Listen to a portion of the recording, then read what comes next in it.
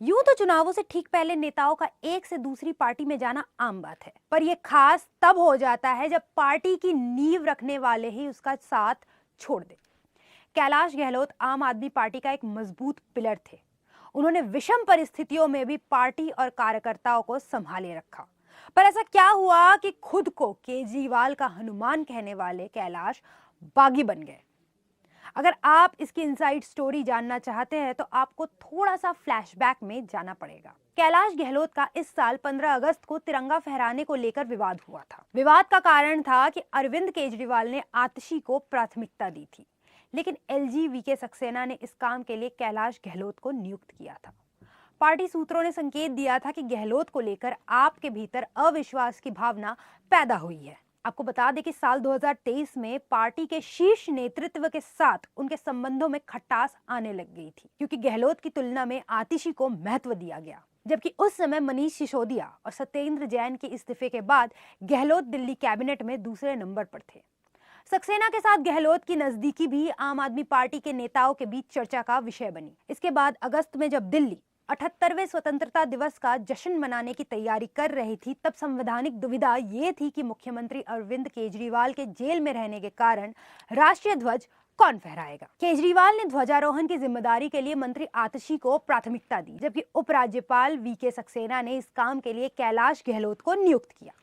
हालांकि आपने औपचारिक रूप से इस निर्णय को स्वीकार कर लिया, लेकिन पार्टी सूत्रों ने संकेत दिया कि इस घटना ने अविश्वास की भावना को जन्म दिया है। इसके अलावा जब पार्टी के अन्य पदाधिकारी राजनिवास के साथ रोजाना मौखिक टकराव में लगे हुए थे, तब गहलोत सक्सेना के साथ आधिकारिक कर्तव्यों का पालन करते रहे। इसमें आधारशिला रखना, नई बसों का उद्घाटन करना और डीएमआरसी के कार्यक्रमों में भाग लेना शामिल था। ऐसी गतिविधियां जिनसे वरिष्ठ आप पदाधिकारियों में बेचैनी पैदा हुई। गहलोत खेमे ने एलजी के साथ उनके अच्छे संबंधों का श्रेय उनके कामकाजों के तरीके को दिया। इसमें राजनीतिक झगड़ों में समय बर्बाद करने के बजाय बेहतर तरीके से काम करना शामिल था।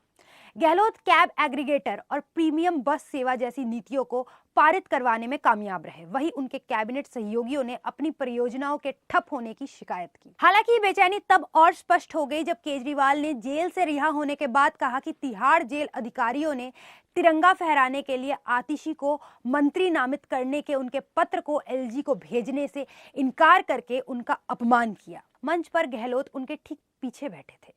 सूत्रों के मुताबिक केजरीवाल के जेल जाने के बाद गहलोत के पार्टी से रिश्ते खराब होने लगे। फरवरी 2023 में मनीष सिसोदिया और सत्येंद्र जैन के कैबिनेट पदों से इस्तीफे के बाद वो दिल्ली कैबिनेट में दूसरे नंबर पर आसीन हो गए।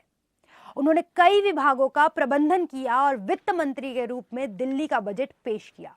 हालांकि जून में हुए पुनर्गठन के दौरान आतिशी को राजस्व, योजना और वित्त विभागों की अतिरिक्त जिम्मेदारी दी गई, जो पहले गहलोत के पास हुआ करती थी। कानून विभाग भी उनसे छीन लिया गया। सूत्रों ने बताया कि गहलोत इन बदलावों से नाखुश थे। 2 महीने पहले जब आतिशी ने सीएम की भूमिका संभाली और मंत्रिमंडल में फेरबदल किए, तो गहलोत ने अपना मंत्री पद बरकरार रखते हुए खुद को अरविंद केजरीवाल का हनुमान घोषित कर दिया। माना जा रहा था कि केजरीवाल की हिरासत से रिहाई ने आंतरिक संघर्षों को सुलझा दिया है।